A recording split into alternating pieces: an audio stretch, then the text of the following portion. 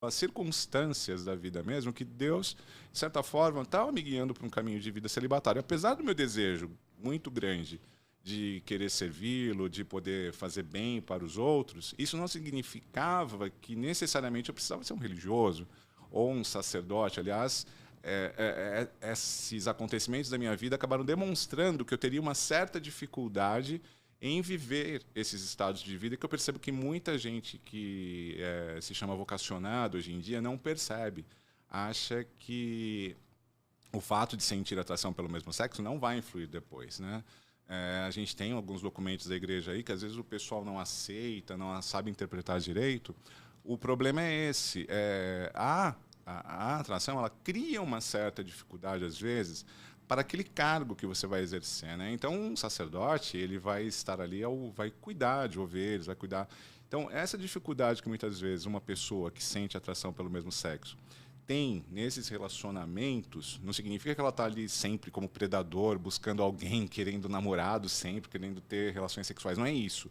Mas como o padre vai agir como guia espiritual daquela pessoa, né, ele tem que ter um certo distanciamento. Né? E o que acontece com uma pessoa que sente atração pelo mesmo sexo? Isso é uma realidade, não é um preconceito. Tem pessoas que podem não ser desse jeito, mas a grande parte tem uma dificuldade de não se envolver com aquela pessoa com quem se cria confiança, muitas vezes. Então, o próprio Papa Emérito Bento XVI coloca num dos documentos deles que a questão, por exemplo, da vocação sacerdotal de uma pessoa que sente atração pelo mesmo sexo e não haver restrições para entrar no seminário, não é o fato de ir lá, por exemplo, aquele rapaz, né, que sente atração por homens, ele vai conviver com outros homens e vai ter dificuldade por conta disso. Se fosse assim, todo homossexual teria que ser preso num lugar, viver numa cela fechada, né? Não, pelo contrário.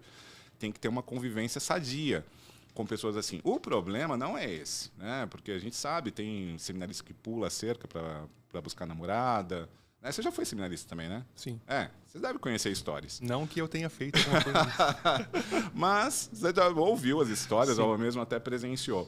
Então, problemas existem, né? Não é o fato em si de estar lá, mas o fato é a questão da maturidade afetiva nesse sentido, né? Aí alguns pegam, como a gente está num mundo que tudo vira ofensa, tudo é preconceito. Não se está falando que uma pessoa que sente atração pelo mesmo sexo, ela é imatura. Não. Está se falando que nesse ponto de maturidade afetiva, a pessoa tem certas dificuldades que vão atrapalhar no ministério sacerdotal. É só isso. Né? Isso está claro em alguns documentos e muitos não querem aceitar. Sim, eu também acho que na